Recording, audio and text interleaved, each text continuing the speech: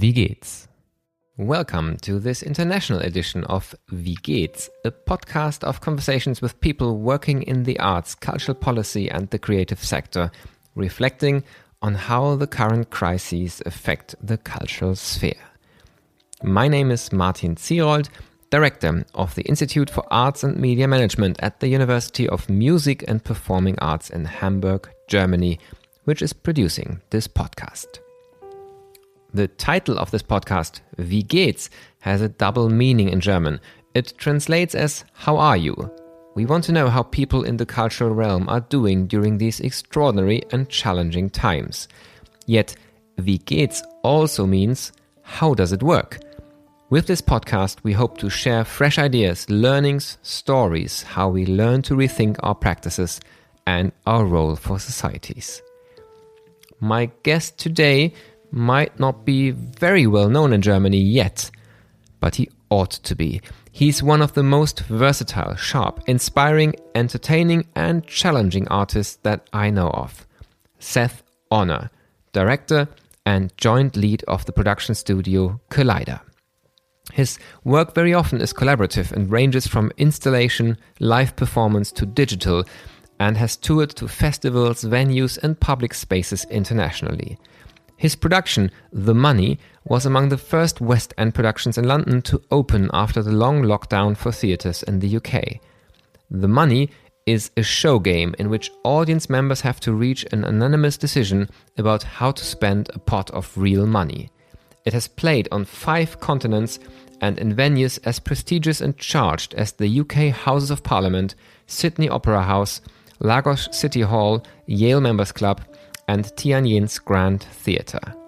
We will be talking about his experience to bring this production back to London under COVID conditions, but also about other projects from the digital sphere and public spaces, and what connects the seemingly diverse work he has produced. As always, a biography as well as links to Seth Honnor's projects can be found in the show notes and on our website. For an overview of all episodes which have been produced in English, among them conversations with the poet Wendy Cope, Tim Etchells from Force Entertainment and the researcher Orion Brook, please head to our English website www.covid-culture.com. I'm connected via Zoom with Seth Honnor, the founder, artistic director, mastermind of the UK theatre performance group Kaleider. And I'm really excited to talk to you. I know some of your work and we've been in touch for a while now to arrange this interview. And now it can take place. We'll be talking about a production that took place during the pandemic in the West End of your, it's not a play actually. We'll talk about that more, but the production is called The Money. And we also be talking about a lot of digital stuff that you've been doing. But the first question that I always ask in this podcast would be, Wie geht's in German? And it's got a bit of a double meaning, but the opening question more or less is really the question, how are you, Seth? Thanks for being here. And how are you right now? Hi, Martin. Thanks for having me. How am I? As someone asked me this the other day and I hadn't seen them for like 18 months or something. And I was like, what do you want to know? I'm a changed person like everybody else. I am not my best self, probably. I think it's fair to say. I think I am finding it hard to see the world, not being out in the world so much. And as an artist, I find that quite difficult because it's quite hard to read. And if you read the world off the internet, you get a very skewed idea of how everyone is, I think. I don't think it's a very real idea of how everyone is. And so my world has shrunk. So I am feeling very close to my family, which is lovely and wonderful. I'm very lucky to be where I live, which is this rather beautiful area of England on the edge of a national park, which is very rural. I think I'm doing a lot of, as everyone is, I think, of kind of trying to understand who they are and their place in the world right now. Yeah, and that's more or less already the space that we explore in the conversation.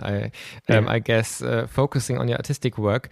Although I haven't seen a lot of your work live. I've followed it for some time. I've seen the money, and I'm a huge admirer also of the variety of things that you do and produce, from really like things that rely on the physical space, on an experience which is just not just stage, but actually like draws in the audience and makes them participants and complicit in a way in what happens in the production, as in the money. And then you're also exploring topics of digital culture, artificial intelligence, learning systems. So it's really a vast area that your work covers.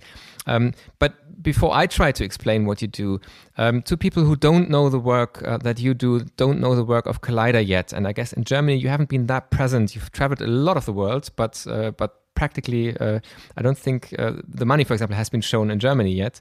No, we've never performed anything in Germany, actually. It's really a shame. We should change that. We'd love to come to Germany. We actually very, very nearly brought a project to Germany last year, but it was impossible in the end. Yeah, due to the COVID, I guess. Yeah. But if you were to explain to somebody who doesn't know what Kaleider is about, what would be your take to introduce somebody to the work you do? So we talk about Kaleider as a production studio, which is a very general term, of course. And then if people are like, well, what do you produce?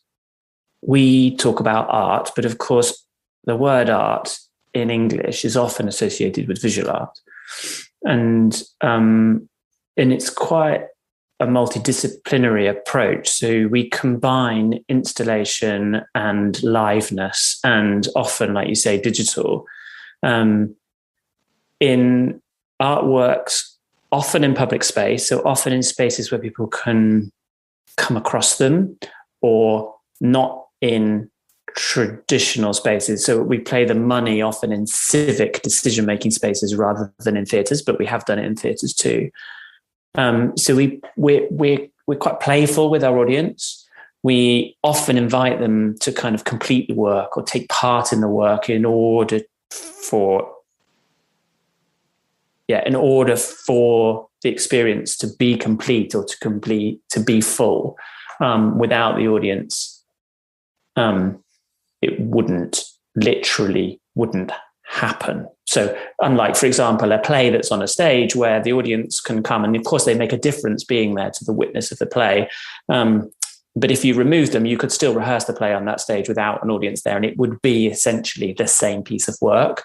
Mostly that's impossible with the work that we make. Mostly you have to have a level of participation, and it's not participatory in the sense of a kind of pantomime where we drag people up on stage.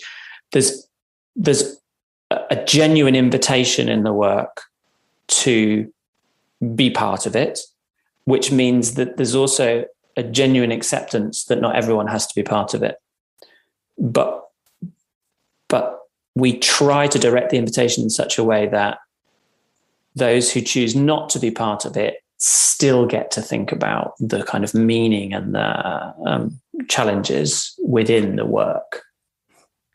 Yeah, and I think probably like for these core aspects of your work, the money in a way really is the brilliant example of a production that really combines all that. And the money also was the first, or among the first productions in the West End to really open when it was possible to open theater productions again at all last year actually this year, before this summer, due to the COVID situation. So before we talk about what it meant to do theater and to do a production like that under COVID circumstances, the money has been around for quite a while before COVID as a production. And it's really, I experienced it once, and it was among the most depressing experiences maybe I had in the theater, but also among the most memorable and in its weird way, the most positive ones also. So it's really hard to describe to somebody who hasn't been there what it can do to be part of the audience of that production. But again, in your own words, it's a marketing nightmare when because I know someone came up to me once and said almost what you said. They said, "Oh my God," they swore at me basically. They said, "Oh my God, your effing show, it's like I'm still angry about it. It's like the best thing I've ever seen. Exactly. I mean, it has this duality of kind of excruciatingness, and it's really tricky to get people to say that they love it because but they do. And they get very, like you've just said, it's kind of very attractive to people when they do it, but it's irksome as well. It's tricky, it's difficult, it's not straightforward. And I've seen it. I reckon I must have seen it. Well, I've seen it over 150 times now around the world. And sometimes it still gets me. I still squirm in my seat, Yeah. It's really one of the few productions probably where I would really say anybody who has the chance to see it really has to go and see it. So I really would say I do love the experience. And as you said, it's so complex, and yet the basic idea is so simple. And how would you describe it to somebody who now probably is very irritated about what he has heard already in our conversation? How would you explain the basic idea of the money? It is very straightforward. I mean, it's kind of deceptively simple as a concept, I guess. So we split the audience into two different categories. And when they buy a ticket, they choose to be either a player or a silent witness. Players have 1 hour to come to a unanimous decision about how to spend a pot of real money. If they agree in that hour unanimously, then they get to take that money away and spend it. So each show, we give a certain amount of money away, and if they agree unanimously, they get to go and do the thing that they've agreed to. If they don't agree unanimously, it rolls over to the next show, so they don't get the money. But the silent witnesses watching can, at any moment, convert from being a silent witness to being a player by ringing a bell, putting their money on the table, and then they become a player.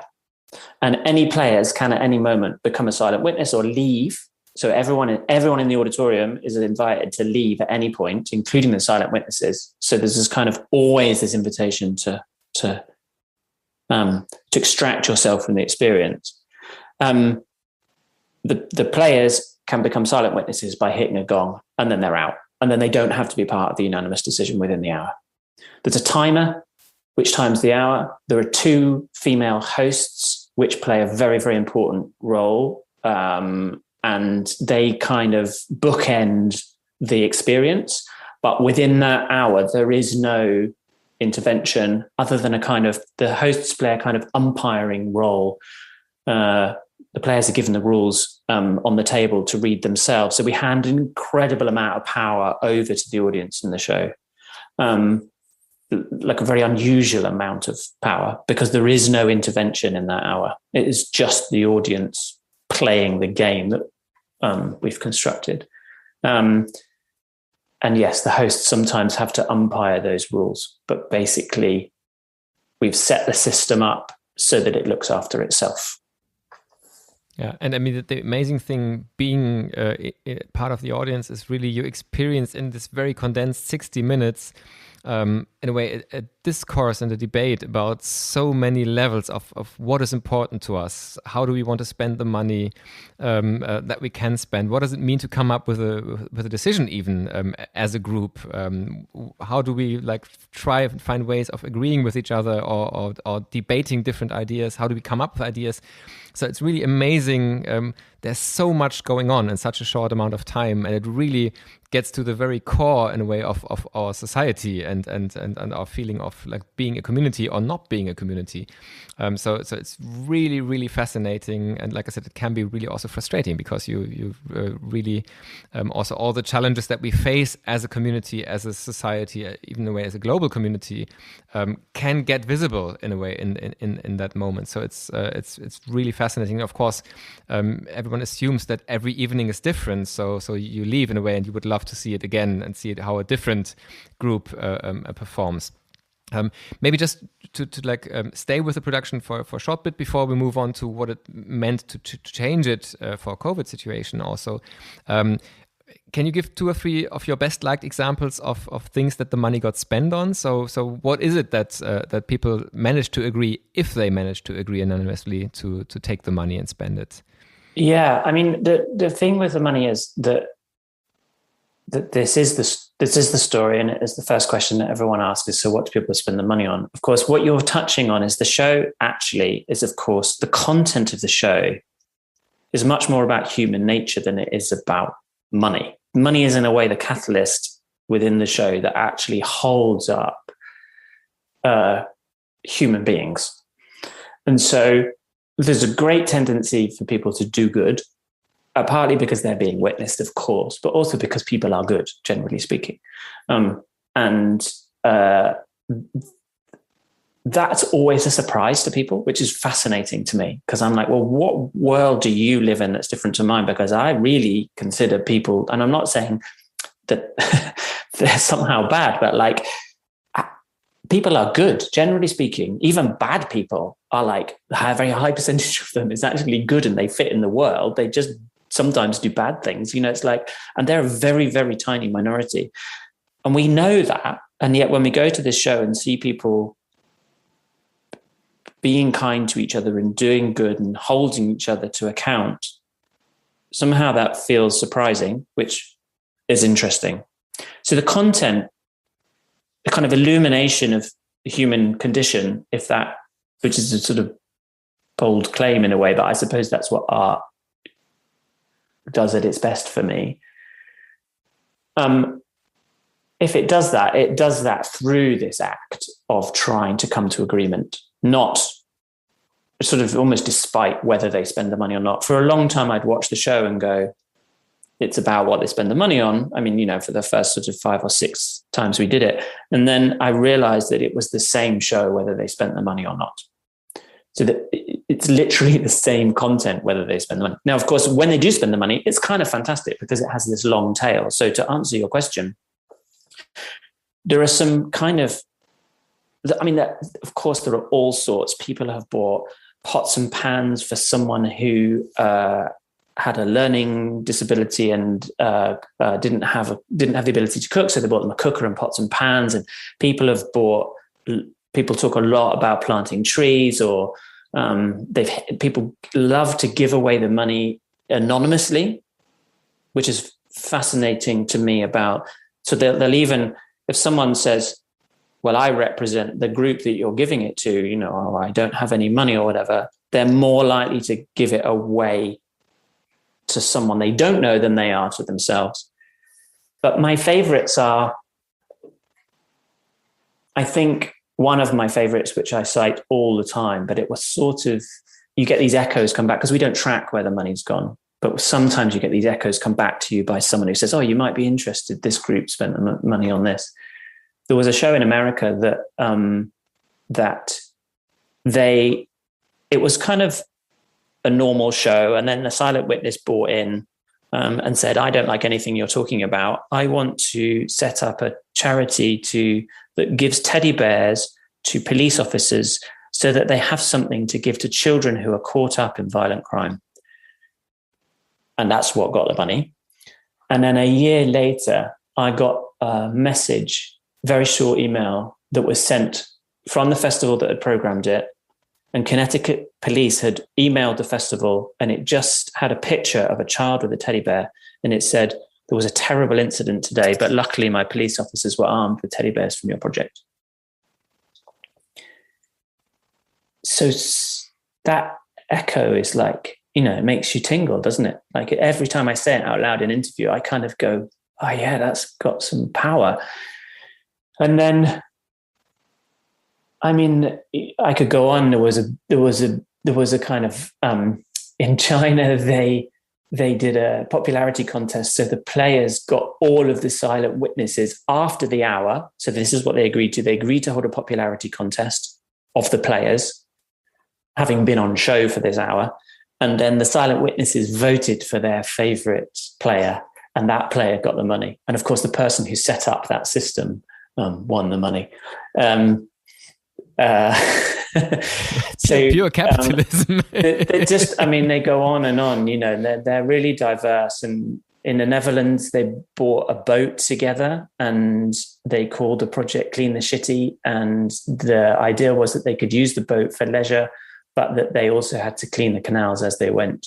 And that project still exists in the boat. They bought the boat by the weekend, and then these 26 strangers have this sort of timeshare in this boat, which is, a lot of joy, I guess. Yeah. Yeah, it's and it's the great example is probably where you really leave also the production with this feeling like the world is a better place. And then there's the evenings like the one I experienced where people don't agree, and I completely share your description that at the core it's about this human condition, and this gets visible either way. And there were long moments when also the evening I was part of had the tendency, I think, for an agreement for something, but then it all fell apart in the past, in the last part of the production. But really, like the tragic thing, I think the frustrating thing, like I said, it wasn't about like the world is a bad place or people are bad, but it's more about how come that so many good intentioned people don't manage, even on this small scale of this 1 hour, to come to an agreement with each other. I think that was the bit that I found so frustrating, that there wasn't anybody really inherently in the role of the bad guy, and still good intentioned people didn't manage to come together. And I think that, of course, is also a condensed bit of something that we experience again and again in other moments in our life. That it's not the black and white, but it's the gray sphere where there is the potential for something good, and yet we don't manage to get there. And it's nobody individual's own fault, but it's really like this not managing to work together in a good way. And that was fascinating, but it was also really, really sad. Yeah, I mean, it's really hard. I think the show works because that's hard. It's hard to find shared values. And it's never, I mean, the amount of money doesn't appear to change the game or the show very much at all. Like even when there's more money, it still never seems to be enough. So in a way that doesn't actually change the show. It can be quite a small amount of money and you can still have a very exciting and interesting, engaged show. As I remember it, that was in the Netherlands. Was it the one that you saw? Yeah. And someone actively said in that they game played it, as it were, and they said, I'm not agreeing to anything. Is that right? They came in and yeah. It's very interesting when people actively play the game. So sometimes people take it very seriously and sort of go, well, this is our task and we're going to achieve it. And some people are able to step outside that and go, hang on, this is a show, this is a game. I'm going to play a role in this. And as I remember it in the show that you saw, someone stepped in and said, I'm actually not going to agree with anything that you decide. And they were then the adversary in the room. And in a way, it was those shows are often very unresolved for some people because they feel cross that someone has stood in the way of agreement. But he also might have been giving a gift into the show. He might have been giving drama into the show, which made it more interesting. Or he may have also gone, you're not actually going to spend this on something very interesting. So it might be better to give it to a new group. And I think that was part the point. I think like I said, it was about this playing the game as a game, but also the moment that person stepped in was when the majority of the group shifted from all the good cause in inverted commas to let's just spend it on beer tonight. Let's all invite everybody for a beer, and that was the point when that person stepped in and said, like, do you actually know that this kind of money that we're spending here really can make a difference somewhere else? And I'm not agreeing unless you give it to me. I think that was, and I'll spend it for a good cause, which of course that was then playing the game. That was really like exaggerating a lot of the structures that happened in the discourse before. But like I said, I think it really was a gift to the evening. It was much better to have that person stepping in than to just go and have a free beer afterwards, and probably like many people would have felt frustrated with that result as well. There's a sort of inevitability in a way to people stepping in. I mean, it's very, very, very rare that you have no one buy in during the show. Like it has happened, but it's like super rare. Especially people sort of fall into the void. There's sort of inevitability that someone will step in, and it's. I love that about it, because the whole audience sort of doesn't somehow believe that until it happens, and then once it's happened, other people can come in, and I don't know. There's a lovely reveal about that for me in each show. For me too, will someone step in, and who will they be today, and what will they come with? And sometimes someone steps in, you go, they're gonna take this in a different direction, and they go, I just love the idea, I want to go with it. And you kind of do this thing where you go, oh, okay, so that hasn't really changed much. And then someone will step in and they'll do the same, and you'll be like, oh, okay. And then someone will step in and take it a different direction, and so there's this kind of, I don't know, there's this, you just don't know. I don't know. I mean, I know the rhythms of the show. I sort of know when people will buy in first and things like that, because I've seen it so many times. But every show has its reveal, and you can have one show in a day. You sometimes do 2 shows a day, and then when you do one show,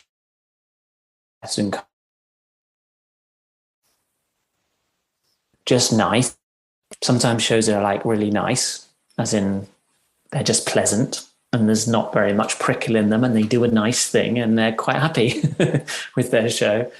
And then you'll have a show same day that's just like off the rails and difficult and complex and spiky, and you can't judge which show is going to be like that. Yeah. Another thing, maybe like concluding this reflection on that show, and really the core message is to the German listeners in the art sphere: bring it to Germany and make it available for people to really experience it live. But one more thing I really found striking, just to mention that, is this differentiation between the players and the silent witnesses. And I was a silent witness and stayed in that role.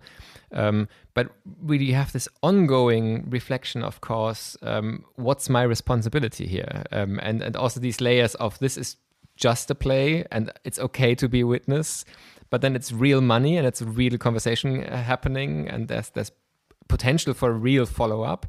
So isn't it my role also to make a difference if I'm not agreeing to what's happening here? So this question of what does it mean to be part of something, and what happens if you've got the option to be more active, and what's the threshold you need to get more active? I also found that fascinating and really stressful in a way to be constantly invited, and at the same time really being in charge yourself to make that decision on your own, whether you want to step in or not step in. So I think that also is genius to have these 2 roles and have everybody being a free person to decide for the level of involvement that you want to take. So you can never really just sit back and say I'm just watching. You're, even as a silent witness, you're part of it, and that's really, I think, a great design also of the whole process. We've played it sometime, only once, I think, actually, thinking about it, but with this role of voyeur. So we have a third ticket type, which is who aren't able to buy in. So they're not able to convert. They can only watch. And which is probably the role that I play a lot of the time when I'm in the room, because once you can't watch from anywhere else really. So you have to be it's a sort of an immersive experience really. You're either in the room and in the show, or you're not. So when I'm watching it, I guess I'm playing that role too, but you see it in a different way because you're not implicated. So the silent witnesses have got this implication that they could step in at any time. So in a way, what you're saying, I think, Martin, is that you're actively refusing the invitation at all points. Yeah, and exactly. That's an active role. And it might be a good role. And there was this amazing show very, very early on, like 2013 or something, where the players had sort of dismissed the silent witnesses as going, well, they're not active, they're not doing anything. And someone brought in and gave this absolutely beautiful and incredibly powerful speech at the head of the table about the power of witness. And then she hit the gong and was out. But she was like, I am a witness and I am active, and I'm super important. And it was beautiful. It's really beautiful. But yeah, I try to activate in all of my work. I try and ask a big enough question of the audience, so that even if they aren't accepting the invitation to step forward, they are at least holding the dilemma for a period of time. Yeah, I love that expression of holding the dilemma. I want to take a look at the COVID situation in connected to the money. And like you said, you've been doing this many times in many different places in the world, and the majority of performances have happened before COVID. So in a way, you more or less had the challenge this summer to translate the setting into COVID compliant performance. And my question is for people also, again, who are probably not as familiar with the British situation right now.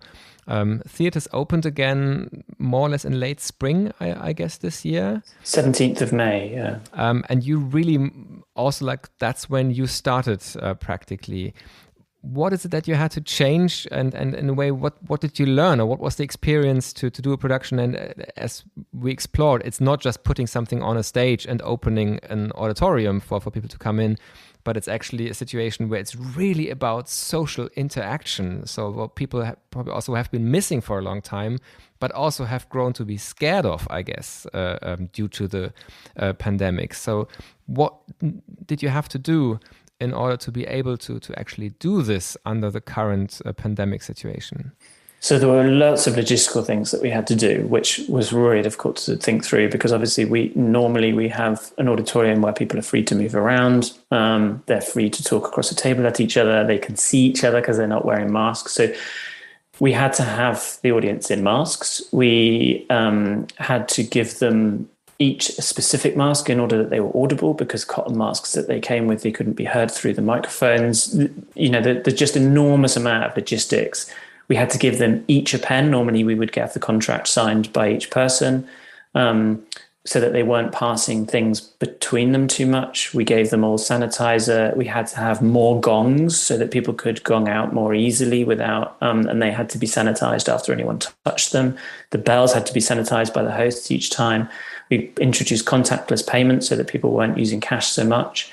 So there was just an enormous amount of logistical stuff that we had to do, and to try not to break the show, because the show worked out. You kind of give the audience a freedom, I guess, within the rules. I mean, you give them rules in order to give them freedom, if you like. When I originally played it, the first time I tried it out, there were no rules. And of course, that's not freedom at all. That's just torture. So giving them some rules gives them freedom. But what we were trying to do in this situation was create an element of freedom at the same time as elements of control that kind of kept them safe. So they were socially distanced, which means that drains the energy out of your auditorium, because you've got your auditorium is a lot less than half full. And when it just brings a full auditorium for this show brings a different energy. There are always empty seats, because you have to have empty player seats in order for people to buy in, and you have to have empty silent witness seats in order for players to convert out. So it never looks totally full an auditorium for this show, which always frustrates me, because it has a certain energy, a full auditorium, doesn't it? So that was, it was really tricky. And then when people convert to be players, they have to go through a certain process that they don't have the same freedoms as they would without COVID. And then, of course, the really big thing that you cannot control, and there's nothing you can do about, is that your subject matter is coming with a very different flow, psychological flow, than they ever have before. And they aren't, a little bit like I said when you asked me how I am, I don't think they know quite how they are in the world. I don't think this is an unusual position right now to not quite know. You feel a bit unstable, as it were, in your sense of the world and your sense of your place in it. And if you're going into a show people are going into a room for the very first time for over a year with other people, let alone we played it in this extraordinary space, County Hall, which is a debating chamber, oak everywhere. It was the Greater Authority for London's debating chamber opposite Houses of Parliament on the Thames. It's a very grand space. So they're going into a very extraordinary space with a lot of strangers carrying a lot of fear, presumably. I mean, I think we all were. It'd be a bit odd if you weren't, in a way. So your subject matter is, the subjects of the show it's not like putting on a play where you can rehearse people up to the same acting that they were doing before. They're coming with very different baggage and very different ideas. So we put things into the script. So there is a script, there's a script for the hosts. So we added certain things in about, we actually invited the audience to consider that the world we are living through extraordinary times. Please be careful of one another. So we added that in to kind of try and imbue it, just to kind of point our light, as it were, on the fact that they might be feeling this, without overdoing it.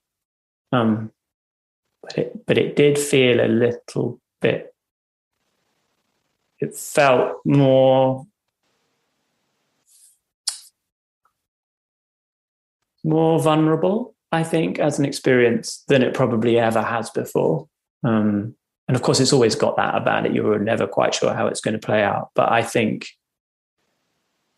that everybody's resilience being down a bit meant that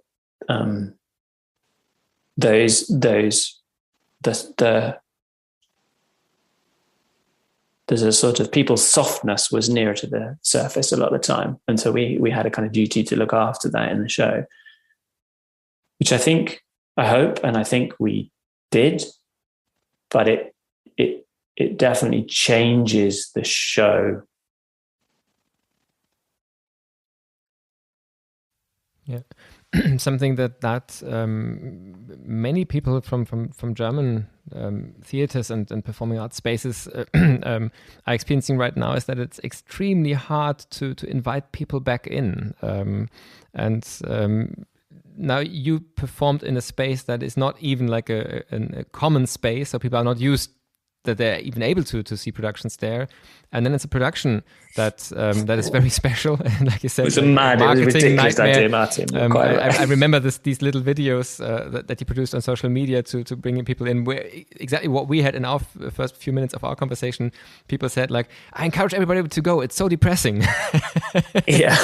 So how did you manage to actually? I mean, you, in the moment when it starts, you described how you try to like support and hold the secure space, but the decision to come is made before that. So what was different in even like trying to invite people to bring people into making that commitment to go into a production after having watched Netflix for a year and a half on their sofa at home? Yeah, I mean, it's a very pertinent question. It was very difficult.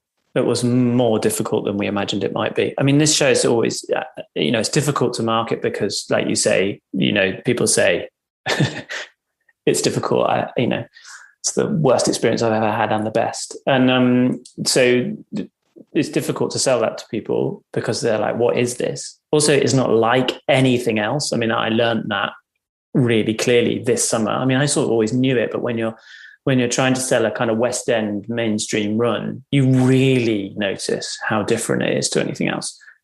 And in a way, that was hard. It was really, really tricky to get people to come out. We had almost, I mean, it was like 3/4 of page 3 of the Saturday Guardian. That's like, we were the news, basically. And I think that sold an additional 100 tickets or something. So it was really difficult, that aspect of it. Now, I mean, normally that would sell your show out, I would have thought. It's just not, it was a very positive article. It was very curious about the work. It was really, we got really loads of incoming from people interested in our work as about that. But yeah, it was really tough. And central London, it was empty. It had no tourists in it.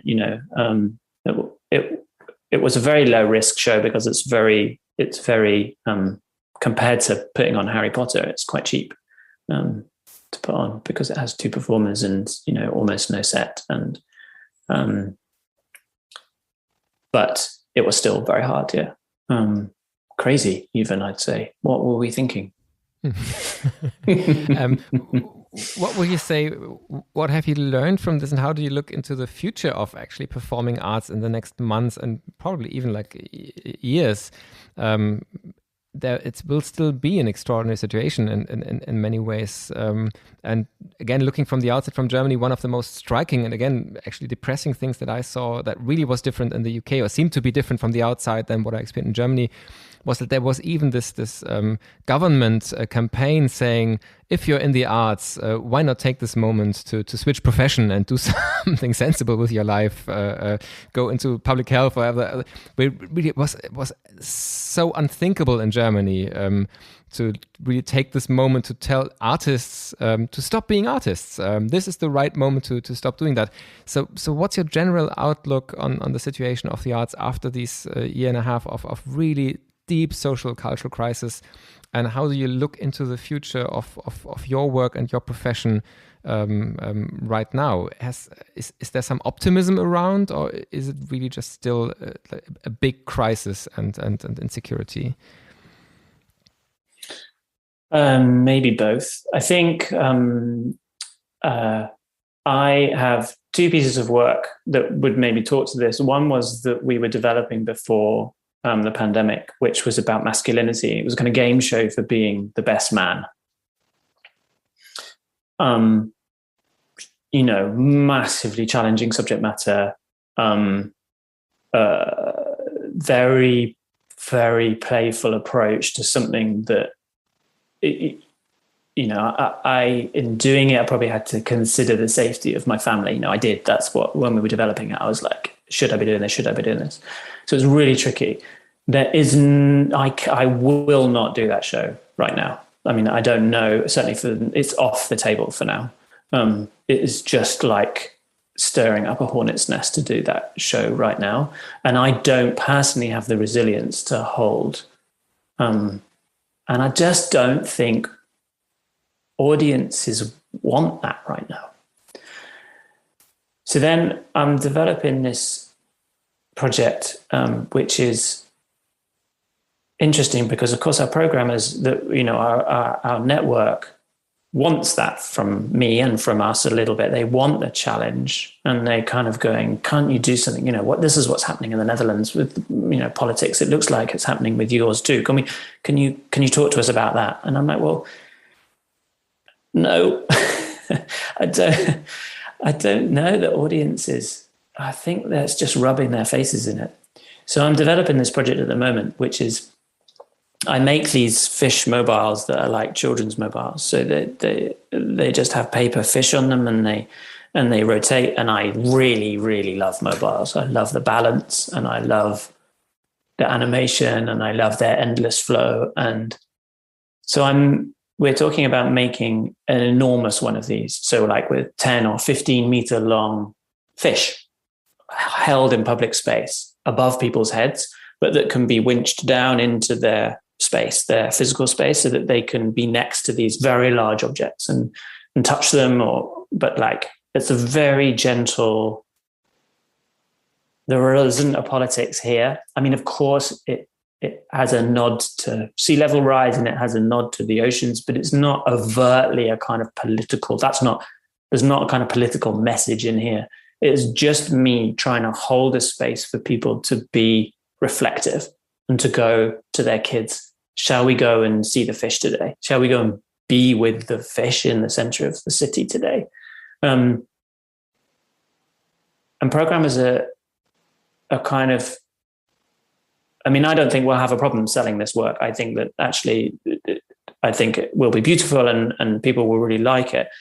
But I'm definitely getting this slightly sideways look from programmers who we're used to programming with, who are going, what have you done with Seth? And for me, I think one of my very old teachers I saw recently, and she said, oh, you've just seen something maybe that others haven't quite seen yet.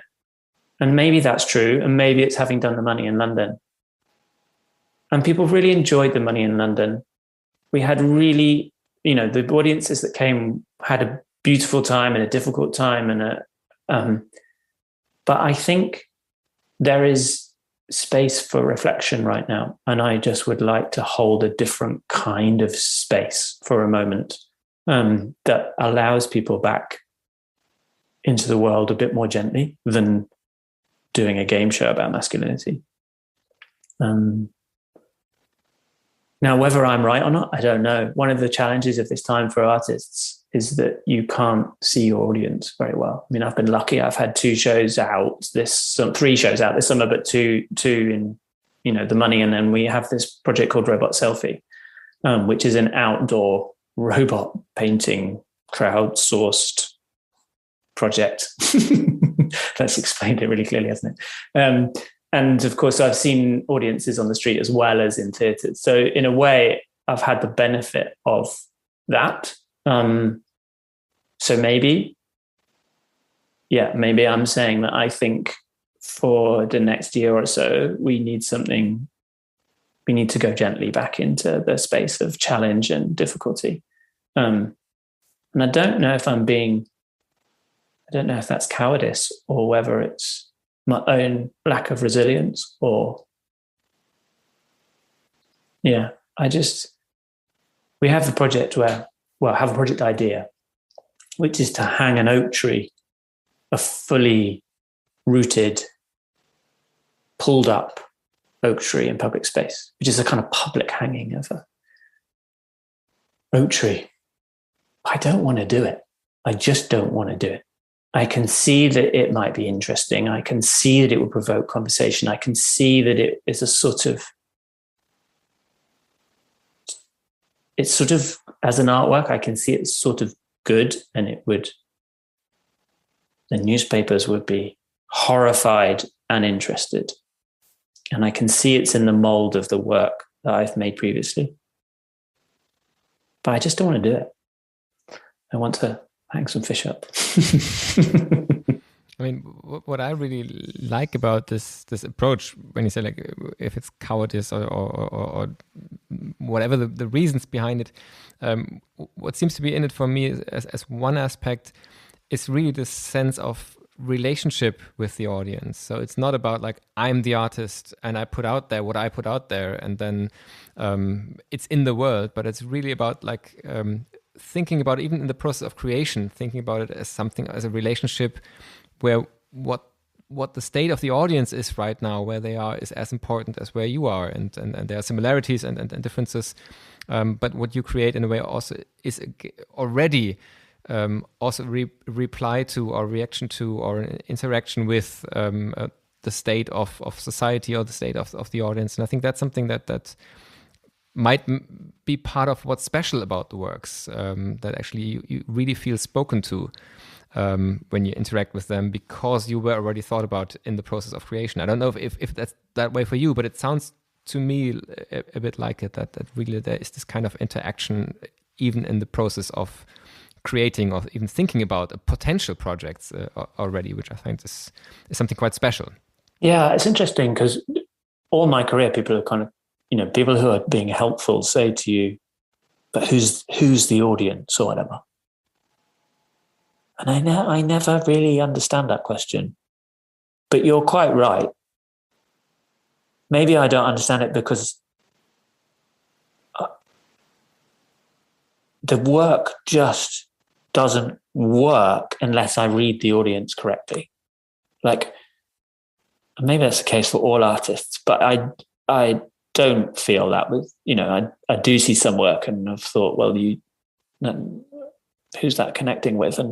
Or are you just kind of outwardly broadcasting? And I try not to broadcast. I try and invite inquiry and I try and ask questions. I think for me, good artworks ask good questions, I guess. Is that what I mean? Yeah, I think they allow you to return to them. Like even a great painting, it asks something of you. if it doesn't ask anything of you, it's just a poster in a hotel room. It's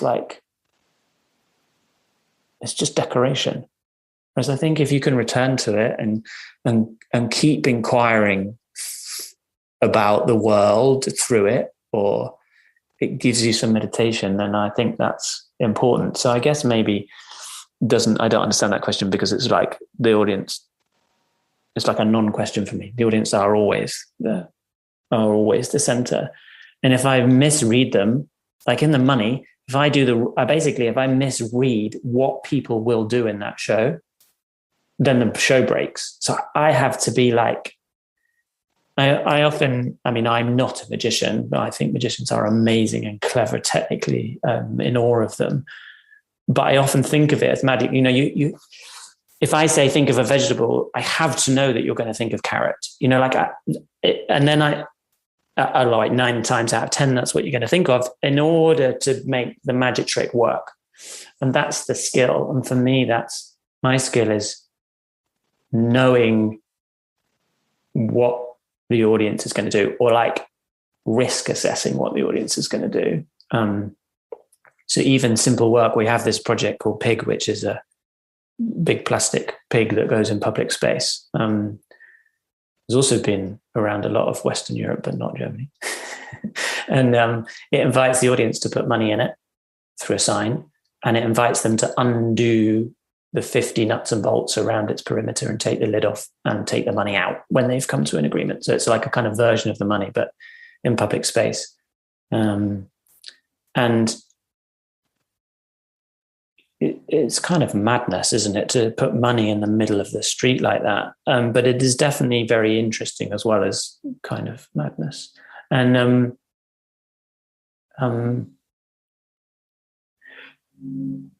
yeah, I suppose when I did that, people were like, what about the audiences? Are you going to look after the audiences? And in a way, I have to build, because there's no host in that. Although when we're doing it for COVID times, so we've actually built in a kind of hosting role, but everything has to be in the system. It's very simple. It's a plastic pig with a sign. Every single word in the sign is very, very important. It's not a long sentence, but it's vital. The speed at which people read it is vital in order that their system doesn't break when you put it in public space and give it to people to play with. They have to understand exactly the parameters of it. So you kind of have to really, really look after your audience, even though you're sort of not holding their hand. You're trusting them, I suppose. You're giving a lot of power away. And that, my experience of talking to other people, is that really scares them. Yeah, and I think there's to me, it seems now, listening to you, that there's 2 very different kinds of ways of asking the question, who is the audience? Because there's the marketing question, which is more about like, who are we going to sell this to? And then it's really about like, who is this having a relationship with, or who are the people who will respond to that question? And I think in that respect, you're not answering that question in marketing terms with social demographics, but it's more about like really forming this kind of connection, or making that this kind of invitation. Marketing is really interesting for me, because when I started Kaleider, we put out a commission call, and what we said was we want the marketing to be built into the show. And to some extent, that never happened. But over the period of Kaleider, what we established was this term interruptive gift. So if I'm going to get your attention or anyone's attention, I have to interrupt you. Basically, you're busy. You've got stuff to be doing. If you're walking down the street, you're going somewhere, you're there for a reason. You've determined that reason. You're not just mine. You're yours, and I have to respect that. And so the reason I talk about interruption, not disruption, is because I've literally got to get your attention. And that is by all sorts of things, but it might be by putting a big transparent plastic pig in your way, at which you go, oh, there's a big transparent plastic pig. At that point, I'm going to have to give you something. Because if I don't give you something, I have literally just stood in your way. I've just stopped your flow. So there's a kind of, yes, I'm interrupting you. And then we talk about creating interruptive gifts. So you have to give, you have to follow up that interruption with something. And it may not be like the gift that, it's not an iPhone, but it's like it's the gift of a moment. And I was talking, it's kind of slightly pretentious, but I was talking to a friend of mine, and he was saying, oh, I know, I sent him a fish mobile, which is a kind of kit where he completes the little fish mobile with the paper or whatever. And so I don't send him a complete one. I send him the kit with the instructions and he completes it. And he'd cut out the spare bits and made them into different sea creatures and hung them. And he was like, look what I've made it better. And I was like, oh no, that's the point. And he was like, oh, damn it. Like, you've got me. And he's like, oh, you've like, he felt tripped up because he'd done this thing. And I'd gone, no, I wasn't tripping you up in a way that like I wanted you to fall. And then I was like, well, actually, no, I do trip people up. That I am literally tripping people up. Not literally, I am tripping people up, metaphorically. But before they hit the ground, and it sounds really pretentious, but before they hit the ground, I want to give them wings so that they're falling, they fall, and then they're like, oh, wait, I'm not where I expected to be. And in that place, I think audiences like can transform. I think they can move in that place. They're not passive. They're not standing on their own 2 feet anymore, where they're comfortable and confident, but you're still looking after them. You've still given them the wings. It's not like you've just let them fall flat on their face. Yeah, I think I moved from going, I don't trip people up, to going, oh no, I think I probably do, but I don't let them hit the floor. As you know, I mean, sometimes it will go wrong, and then they will. But like on the whole, I try very, very hard for them not to hurt themselves emotionally or anything else. I think what is really, again, it's special about your work in a way to me, and gets visible also in what you've been describing. And this is probably like the last bit of our conversation for today, or already approaching the end, is that there's a lot of things that connect the works you do. And I think we talked about them, but it's not the medium that connects them. So you're pursuing these questions, you're pursuing this kind of relationship, creating spaces for the audiences or for communities, and you do that in all kinds of ways with productions that happen in performing arts spaces, with things that happen in the public sphere, with heavy use of digital media. You mentioned the robot AI selfie project that's going on, I think, right now also. And then with like really analog, as you'd say today, productions that actually rely on a physical space and human beings being in there together, and no digital media whatsoever. So what I really find interesting is how do you come to the form of the work? It seems you're starting with an interest in a topic, or an interest in a question, an interest in a challenge, and then the form really follows. Whereas in Germany, the discourse right now, especially about digital technology, is very much that either you're a specialist for digital and then you're expected to do digital projects, or you're a specialist for classical, traditional works and then you're doing the traditional stuff. But that somebody really chooses the medium, chooses the technology based on an interest lying elsewhere. It seems to be very special. And in Germany, the debate is very much about, like, can you translate a theater play by streaming it into the digital sphere? And it seems to be that you're much beyond that discourse already, and you're really using it as just one option among many options, depending on what you're trying to achieve. So what's your relation to form in your work, and specifically to the digital forms and technologies? Yeah, it's a good question. And I think you're right. I do treat digital as just a part of the palette from which to draw, to paint.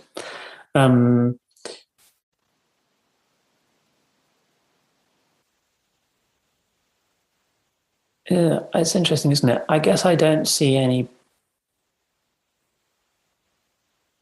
barrier to form. It's like, I don't know. With the fish mobile, I look at a small fish mobile and go, wouldn't that be amazing if that was really big? because it would interrupt people and it would give them something, I guess. And we came to Pig because I was having a conversation with Alice Tatter Brown, who was the host for The Money and helped make it originally. And she was saying, how could we put this on the street? Because, how could we get people to not have to buy a ticket? Should we put a table with money in it?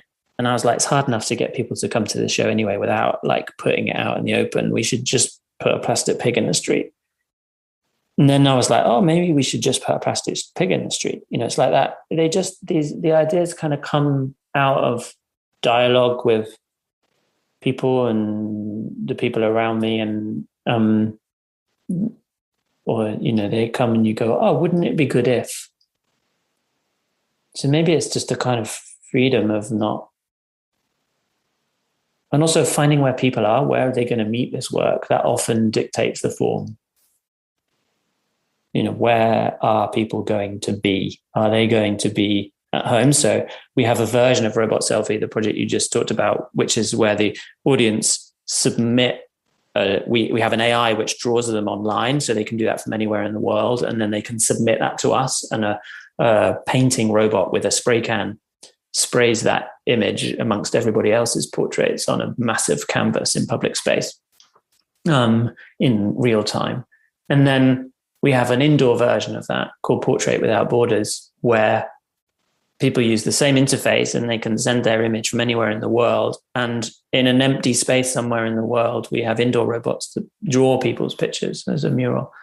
And we were able to do that. And so I guess for me, that was a response to, we developed that really rapidly last summer because people had those devices in their pockets in their homes, and that's where they were, and that's how they could experience it. And we had ample empty spaces in the world that normally were filled with people. So we were able to do it in big theatres in the UK, and then we just did it in Milan recently, and we're taking it to Vermont to a theatre that's not yet open and will be opening. So in its lead up to the opening, we're taking it there. So I guess that you just use the form that fits the idea. I'm like any artist, I'm kind of opportunistic. I go, what could we do that would fit the world right now?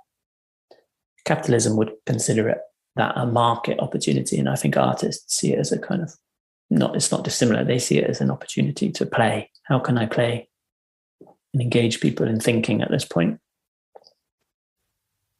Yeah, I really think one of the thoughts that I'll take from our conversation is there needs to be some kind of retrospective of the work being arranged in Hamburg or Berlin or some place that we can really make this accessible for many people.